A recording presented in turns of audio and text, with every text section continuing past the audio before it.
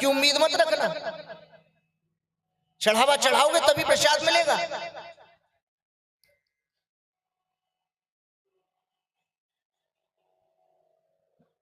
दान दोगे तभी ऋषि महर्षि आशीर्वाद देंगे, अन्यथा नहीं देंगे। देवताओं की पूजा करते रहोगे। आज सोमवार है, चंद्रमा को देख के जल चढ़ाएंगे, तब भोजन करेंगे। आज मंगलवार है, अब मंगलवार है, ये अच्छी बात है कि मंगलवार को हनुमान जी की उपासना लोग करने लगे। कम से कम मंगल की पूजा तो नहीं करते हैं, हनुमान जी की पूजा तो करते हैं। हनुमान जी की पूजा करना तो बहुत अच्छी बात है। हनुमान जी की पूजा करोगे राम जी प्रसन्न हो जाएंगे, और राम जी की पूजा करोगे हनुमान जी प्रसन्न हो जाएंगे।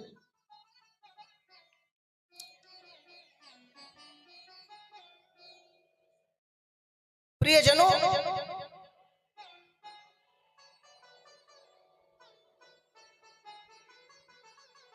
हनुमान जी प्रसन्न कब होते हैं? हनुमान जी प्रसन्न अपनी पूजा से नहीं होते। हनुमान जी प्रसन्न होते हैं जब हनुमान जी के सामने राम जी की पूजा की जाए। क्योंकि रामचरित सुनबे को रसिया, रसिया माने दीवाना, मस्ताना।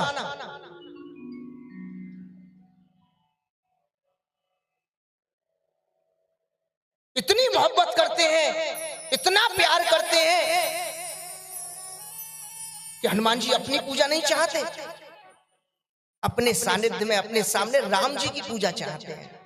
हनुमान जी को प्रसन्न करना चाहते हो तो अधिक से अधिक राम राम बोलो, खुश होंगे हनुमान जी। रामचरित्र का गायन करो तो हनुमान जी प्रसन्न होंगे। तो ये जगत तो स्वार्थी है, स्वार्थ के बगैर काम नहीं करेगा। आज ध्रुव कहता है, हे गोविंद, आज तो आपके ठिकाने के अलावा मेरा कोई ठिकाना नहीं, आपके चरणार बिंदों में ही मेरा ठिकाना है। उसी समय गोविंद का नाम लेते लेते, गुरु मंत्र का जाप करते करते नेत्र बंद हो गए। अब नेत्र बंद हुए तो गोविंद के तत्व का आनंद आने लगा। 1 महीना निकला, न कुछ खाया न कुछ पिया। दूसरा महीना निकला, नेत्र ही नहीं खुले। गोविंद के दिव्य आनंद से आनंद है। अब ध्रुव की तपस्या ने ब्रह्मांड को हिला दिया। देवता भी घबराने लगे कि जो बालक तपस्या कर रहा है ये तो हमारे दैवत्व को भस्म कर देगा। ये बालक हमारे दैवत्व को भस्म कर देगा।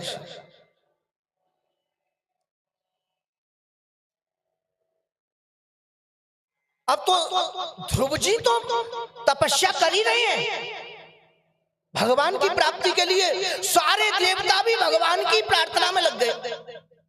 ध्रुव जी तपस्या कर रहे हैं। ध्रुव जी के तप बल से ये संसार डूब ना जाए, त्रिलोकी भस्म ना हो जाए उनके तप के तेज से। इसलिए सारे देवता तपस्या कर प्रार्थना करने लगे गोविंद की, हे गोविंद, ये बालक आपकी तपस्या कर रहा है और इसकी तपस्या से तो सारा ब्रह्मांड त्राहि त्राहि कर रहा है। इसकी तपस्या के आगे हमारा तेज नष्ट हो रहा है। भगवान, ये आपके चरणार बिंदों की प्राप्ति चाहता है, आप जल्दी से जल्दी इसको अपनी प्राप्ति कराइए, नहीं तो इसके तपोबल में, तेज में हम सब नष्ट हो जाएंगे। इतना तेज है इसके तप में। भगवान हंसने लगे, मुस्कुराने लगे। और प्रियजनों, उसी समय मेरे गोविंद, जब देवताओं ने भी तपस्या प्रार्थना करी तो प्रियजनों, उसी समय मेरे गोविंद उस बालक के पास आ गए। और जैसे ही उस बालक के पास आए, आकर के गोविंद ने देखा कि जो बालक है उस बालक के शरीर पर भस्मी रमी हुई है। तेज वायु ने जो धूल उड़ाई वो उस बालक के केसों पे लगी हुई है, उसके शरीर पे लगी हुई है और ऐसे चमक रही है कि सूर्य का भी तेज धूमिल हो रहा है। गोविंद ने बालक को देखा और उसी समय उस बालक के सर पे हाथ रखा। जैसे ही गोविंद ने सर पे हाथ रखा तो बालक को एहसास हुआ कि जैसे पिता ने आज मुझे दुलारा है। उसी समय नेत्र खुल गए। जैसे ही नेत्र खुले तो जो हृदय में प्रकाशमान होकर के अनुभूति करा रहा था वो अनुभूति प्रत्यक्ष दर्शन देने लगी।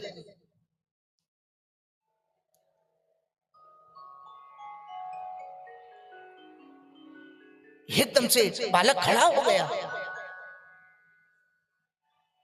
गोविंद के स्पर्श से और तपोबल से 6 महीने से कुछ खाया नहीं पिया नहीं, केवल वायु ही अंदर जा रही है, वो भी कई महीने के लिए रुक जाती है, श्वास भी नहीं लेते।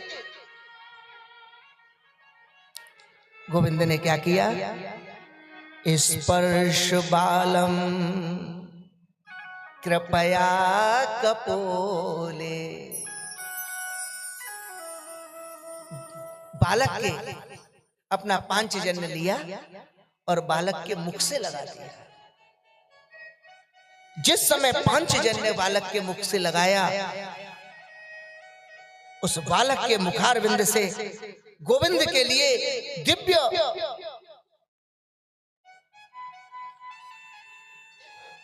वेदों से भी महत्वपूर्ण शब्द निकलने लगे, जिन शब्दों को वेद भी प्रणाम करने लगे, जिन शब्दों के सामने वेद भी हाथ जोड़ के खड़े होने लगे।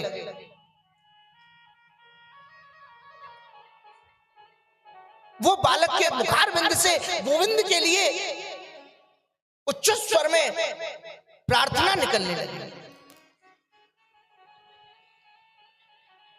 और प्रियजनों,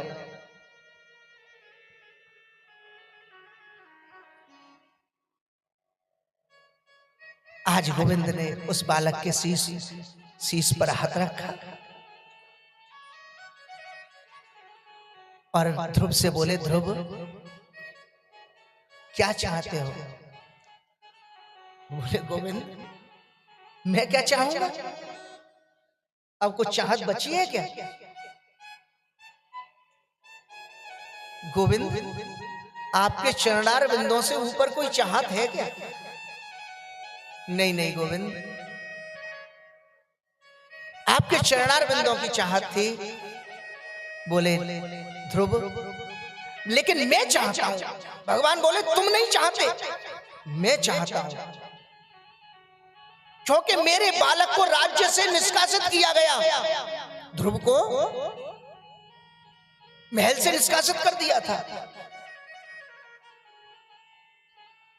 तो बोले, ये मेरी इज्जत का सवाल है।